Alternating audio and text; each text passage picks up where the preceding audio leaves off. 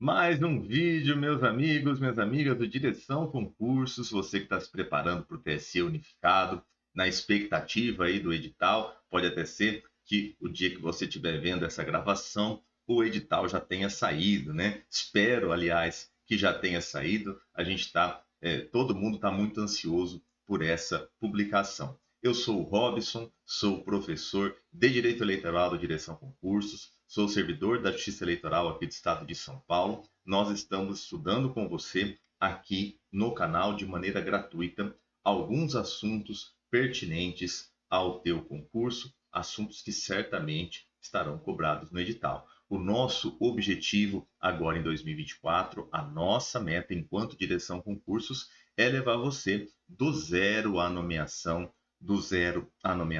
nesse concurso do TSE unificado.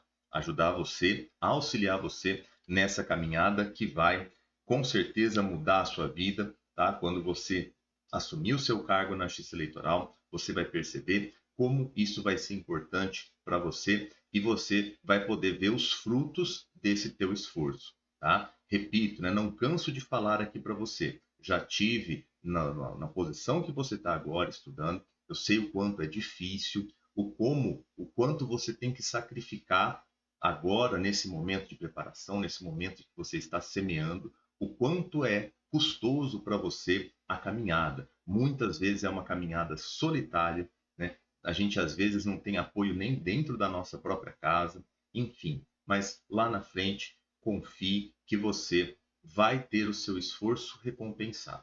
Se você está se esforçando, se você está estudando, você vai atingir a sua aprovação. Aqui no Direção nós temos ferramentas para agilizar esse processo, para auxiliar tanto no aspecto preparação técnica, a preparação dos conteúdos em si, quanto a preparação emocional, a tua preparação física, para você poder fazer essa prova, tá? Lembro para você que ainda não é nosso aluno, aqui no card do vídeo você tem as nossas opções de assinatura. Para você que não conhece, você tem aí vários formatos de assinatura. A melhor delas talvez seja a assinatura vitalícia, você não paga mais para estudar, você tem acesso aos cursos para sempre, você tem acesso às videoaulas, ao material em PDF, as questões comentadas, a plataforma de resolução de dúvidas, né? Você tem acesso aos professores para esclarecer dúvidas sobre os pontos da matéria e também você agora tem a possibilidade das mentorias, tá? Uma reformulação que nós fizemos aqui no Direção. A plataforma de mentorias está totalmente nova. Temos mentoria específica para o TSE unificado. Essa mentoria você vai trabalhar comigo. Eu vou auxiliar diretamente a sua preparação, organização do seu tempo, cronograma de estudos, acompanhamento do desempenho, né? Você tem acesso direto ao teu mentor. No caso do TSE, esse acesso é comigo. Você tem também mentorias para as outras áreas, mentoria para a área de tribunais, mentoria para a área bancária, para a área fiscal, enfim, todos,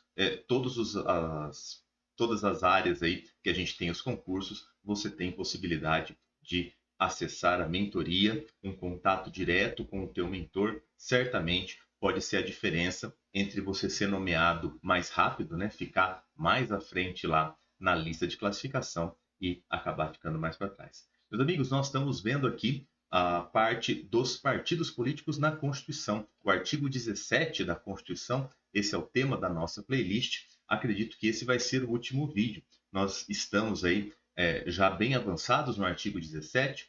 Se você está chegando agora, eu peço que você veja os vídeos anteriores, porque esse aqui já é a conclusão da análise do artigo 17 da Constituição. Nós já vimos liberdade e autonomia partidária, nós já vimos a impossibilidade do uso de organização paramilitar, nós já vimos a cláusula de desempenho, e no vídeo anterior nós vimos a regra do parágrafo 5º e começamos a ver o parágrafo 6º em relação à fidelidade partidária. Então, nós vimos a possibilidade de troca de partido sem perda do mandato daquele parlamentar que foi eleito por um partido que não atingiu a cláusula de desempenho, e nós vimos a regra da fidelidade partidária em geral. Terminamos o bloco anterior falando disso. Quero complementar o assunto fidelidade partidária com um ponto aqui que não está na Constituição, tá? Mas por que eu faço questão de trazer esse ponto para a nossa discussão? Esse ponto, nós vamos falar sobre candidaturas avulsas, possibilidade de candidaturas avulsas no ordenamento jurídico brasileiro. Por que isso aqui é importante para a tua prova? Primeiro, o examinador do CESP, se você pegar provas anteriores de direito eleitoral, especialmente nas provas de múltipla escolha, o examinador cobra muito isso aqui. Lá no meio das alternativas, ele vira e mexe, ele coloca essa questão da candidatura avulsa. Eu quero que você tenha uma noção disso aqui para você poder responder essa questão mais tranquila. E eu vou te apresentar uma discussão um pouco mais aprofundada, pensando em você que vai fazer a prova de analista do TRE, do TSE unificado. Por quê? Na sua prova de analista, pelos últimos editais aí que saíram, especialmente o edital do CNJ, a prova discursiva, ela pode ser de assuntos gerais, ela pode ser um estudo de caso, ela pode ser algo das matérias do concurso. Então, eu penso que na prova de analista pode ser pedido isso aqui para você, e aí você apresentando esses argumentos aqui de repercussão geral, de Convenção Interamericana de Direitos Humanos, o seu examinador vai ficar feliz, vai ser diferencial aí na tua prova, tá? Conteúdo de altíssimo nível que eu quero compartilhar com você. Vamos lá então, vamos falar de candidaturas avulsas. O nosso ordenamento, como regra geral, ele pede lá nas condições de elegibilidade, lá no artigo 14, a filiação partidária. Artigo 14, parágrafo 3º, inciso 5 da Constituição, está estabelecido lá que a filiação partidária é uma condição para você concorrer. Desta maneira, regra geral, o nosso ordenamento não admite as chamadas candidaturas avulsas, que são aquelas completamente desvinculadas de um partido político. Você não pode se lançar candidato sem ter uma filiação partidária.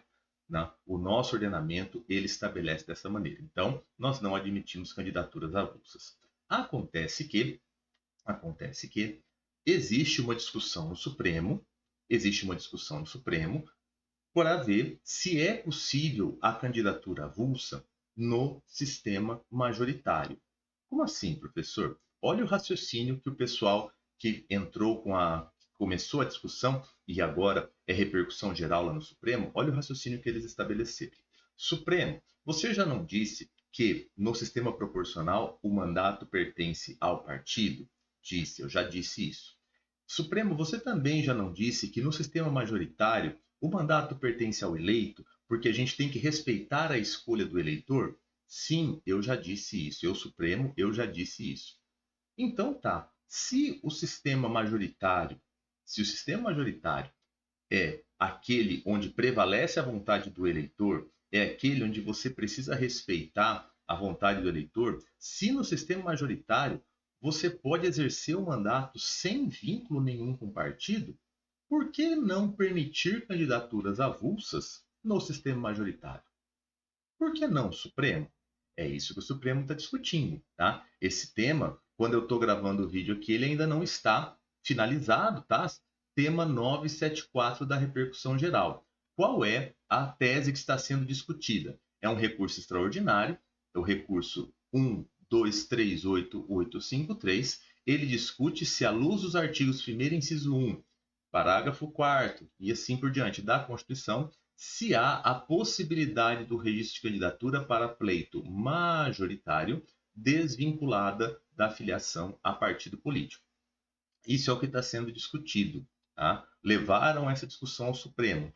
Com base em quê? Qual é o fundamento jurídico para ter essa discussão? Já que o artigo 14, parágrafo 3º, inciso 5, estabelece a regra da fidelidade, da filiação partidária.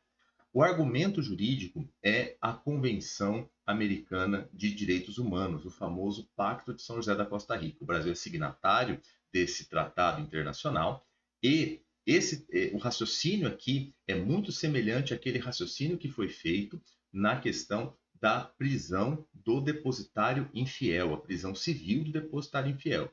Se você nunca viu essa discussão lá do processo civil, lá do direito constitucional, resumidamente, o que acontece com o depositário infiel?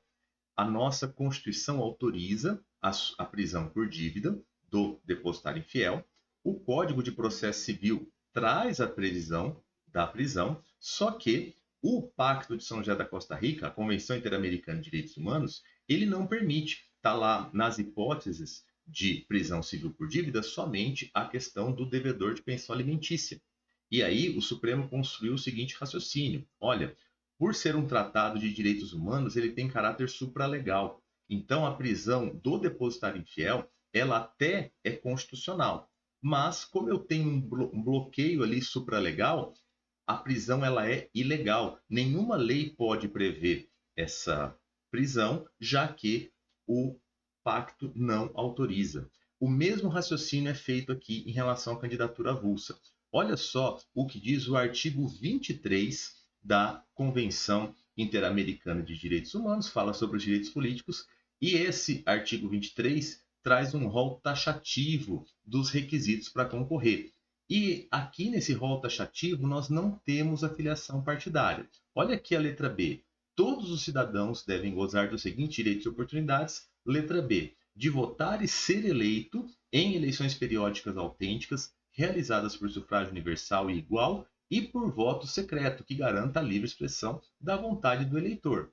E o número 2. A lei pode regular o exercício dos direitos e oportunidades a que se refere o inciso anterior, exclusivamente por motivos de, e aqui é onde não tem a filiação partidária, ó, idade, nacionalidade, residência, idioma, instrução, capacidade civil ou mental ou condenação por juiz competente em processo penal. Então, as restrições ao direito de concorrer, segundo o pacto, são essas aqui. E aqui você não viu a filiação partidária. Então, o pessoal está falando, olha, do mesmo raciocínio que eu tenho lá na prisão do depositário infiel, eu posso aplicar aqui. A Constituição pede a filiação partidária, mas quem estabelece a regra da filiação partidária é a Lei das Eleições, é a 9504. Ela encontra esse bloqueio da supralegalidade. É exatamente esse o raciocínio. Existe uma corrente doutrinária que, defendendo a supralegalidade da Convenção Interamericana, diz que a exigência de filiação partidária que está prevista na Lei 9504, ela é inconvencional. A Constituição coloca como condição de elegibilidade a filiação nos termos da lei. A lei mencionada é a 9504, no seu artigo 11, parágrafo 1º, inciso 3, e também no parágrafo 14. E a corrente doutrinária entende que esse artigo aqui, esse artigo é inconvencional, tá? Então, essa discussão está acontecendo no Supremo, está acontecendo, não está decidido ainda, pelo menos não no momento em que eu gravo esse vídeo. Pode ser, então, que a gente tenha o reconhecimento do direito às candidaturas avulsas. Já pensou? Se cai isso na tua prova discursiva e você consegue desenvolver esse raciocínio, o seu examinador vai ficar muito feliz. Você certamente terá uma boa nota. Para arrematar esse tema, eu quero te lembrar que, especificamente para o cargo de presidente da República, aqui não tem como a gente falar de candidatura avulsa. Por quê? Porque a própria Constituição, lá no 77, parágrafo 2º, fala que será empossado aquele que, filiado a partido político, tiver alcançado a maioria absoluta dos votos. Então, a candidatura de presidente, por determinação constitucional, precisa de filiação partidária. O que se discute no tema 974 seria a candidatura de governador, de prefeito e de senador, se elas poderiam ser feitas aí sem a filiação partidária. Beleza? Veja só então que assunto interessante, né, para você colocar na prova. Última coisa é que para o TSE já decidiu, né, a jurisprudência do TSE já analisou e entendeu que não tem como ter candidatura avulsa de jeito nenhum, tá? Aqui a decisão do TSE, prefeito e vice-prefeito, tutela cautelar, segundo a jurisprudência há muito consolidada no TSE, não se admite candidatura avulsa, assim entendida como aquela sem filiação partidária ou sem escolha em convenção, porquanto não foram atendidos os comandos do artigo 14, parágrafo 3º, inciso 5, e artigo 11, parágrafo 14 da 9504. E aqui eles abordam exatamente a convenção. Ó. O artigo 23 da convenção do Pacto de São José da Costa Rica dispositivo indicado nas razões recursais não pode ser invocado para afastar a condição de elegibilidade prevista no texto originário da Constituição, cuja disciplina infraconstitucional afigura-se razoável e proporcional. O TSE, então, não concorda com a regra, com a possibilidade das candidaturas avulsas. Temos que esperar o STF decidir o tema 974. Bacana? Muito bom, gente. Para a gente concluir aqui nossa análise do artigo 17, quero te mostrar os parágrafos 7º e 8º que foram inseridos pela Emenda Constitucional de número 117 de 2022. Esses artigos falam da participação política das mulheres. Artigo 17, parágrafo 7º, os partidos políticos devem aplicar no mínimo 5% dos recursos do fundo partidário na criação e manutenção de programas de promoção e difusão da participação política das mulheres, de acordo com os interesses partidários. Parágrafo 8º, o montante do Fundo Especial de Financiamento de Campanhas e da parcela do fundo partidário destinada às campanhas eleitorais, bem como o tempo de propaganda gratuita no rádio e TV a ser distribuído pelos partidos, deverão ser de no mínimo 30%, proporcional ao número de candidatas. A distribuição deve ser realizada conforme os critérios definidos pelos órgãos de direção partidária, pelas normas estatutárias, considerando sempre a autonomia e o interesse partidários. Tá bom?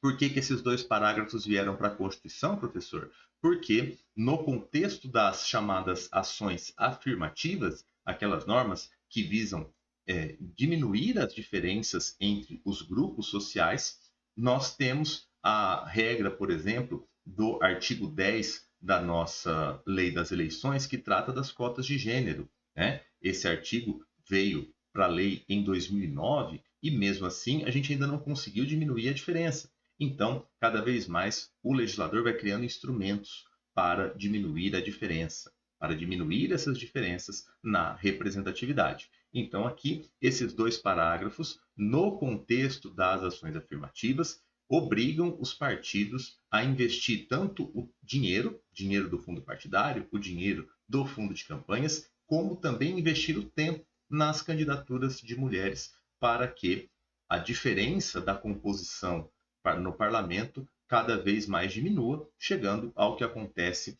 na nossa sociedade. Só para você não confundir, né, o que diz o parágrafo 8º, ele vai ter 3 distribuições de 30%, tá? Vai ter que ter 30% dos recursos do FEFIC, 30% dos recursos do fundo partidário que são aplicados em campanha e também 30% do tempo de rádio e TV do direito de antena. Essa distribuição vai ser proporcional ao número de candidatas, vai seguir os critérios definidos pelos órgãos de direção, é a constitucionalização de entendimento já consolidado tanto no Supremo quanto no TSE, já presente na lei dos partidos políticos e também na resolução 23.604, a resolução que trata da prestação de contas anual, tá?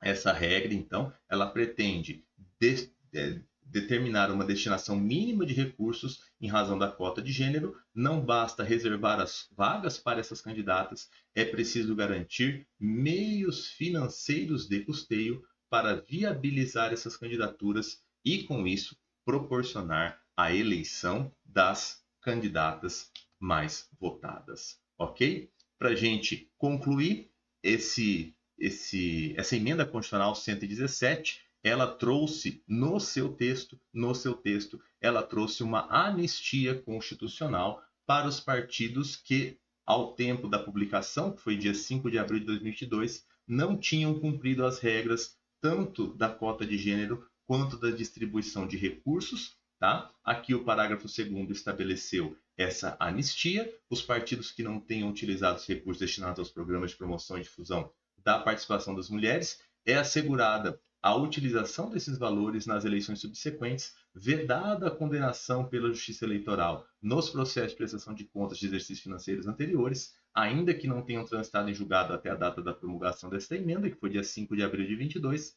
E aqui, no artigo 3º, não serão aplicadas sanções de qualquer natureza, inclusive devolução de valores, multa, suspensão do fundo partidário, aos partidos que não preencheram a cota mínima de recursos e que não destinaram os valores mínimos em razão do sexo e raça em eleições ocorridas antes desta emenda constitucional. Então, se até aqui, 5 de abril de 22, né, o nosso partido não cumpriu a cota, não cumpriu a distribuição de recursos, que já estava determinado em lei, já estava determinado em resolução, tudo bem, né? Vamos fazer de conta que não aconteceu nada, vamos pensar daqui para frente. Essa foi a regra trazida aí pelos artigos 2º e 3º da Emenda Constitucional 117. Trata-se de um assunto relativamente recente, pode ser objeto de cobrança na tua prova.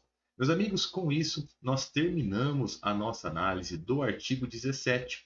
Fechamos aí os principais assuntos constitucionais sobre direito eleitoral. Vimos na outra playlist os direitos políticos e agora terminamos o estudo de partidos. Repito para você que ainda não é nosso aluno no Direção Concursos, estas aulas, né, que a gente fez aqui na playlist são exatamente as mesmas que você encontra lá na plataforma, com essa abordagem, com esse aprofundamento onde é necessário, passando mais tranquilo por onde a gente não precisa aprofundar tanto. Reforço o meu convite, se você ainda não é nosso aluno, do mesmo jeito que aqui a gente estudou a parte constitucional, lá no curso a gente estuda lei dos partidos, lei das eleições, nós estudamos resolução 23659, nós estudamos a lei de transporte de eleitores da zona rural, enfim, tudo aquilo que vai cair na sua prova, tá? Além, isso no direito eleitoral, claro, além das outras disciplinas. Fica meu convite para você conhecer as nossas assinaturas, a nossa mentoria, se você tiver interesse. E se você gostou, não esqueça de deixar aqui o seu comentário, de deixar as suas impressões, a sua dúvida, se for o caso. E aí, faça até uma sugestão para a direção, né? Qual seria um próximo assunto que a gente pode conversar aqui de maneira gratuita no YouTube? O que você gostaria de ver discutido aqui nessa nossa série de playlists preparando você para o TSE Unificado? Foi um prazer conversar com você, espero que você tenha gostado. Mais uma vez, o meu Instagram, @profrobsonoliveira. Você me encontra lá para a gente bater papo, para a gente conversar das matérias. E a gente se vê aqui no canal, lá na plataforma do Direção, claro, e quem sabe na mentoria, para a gente tratar diretamente aí do teu estudo, da tua preparação para o TSE Unificado. Foi um prazer dividir esses conteúdos com você. Até uma próxima oportunidade. Bons estudos!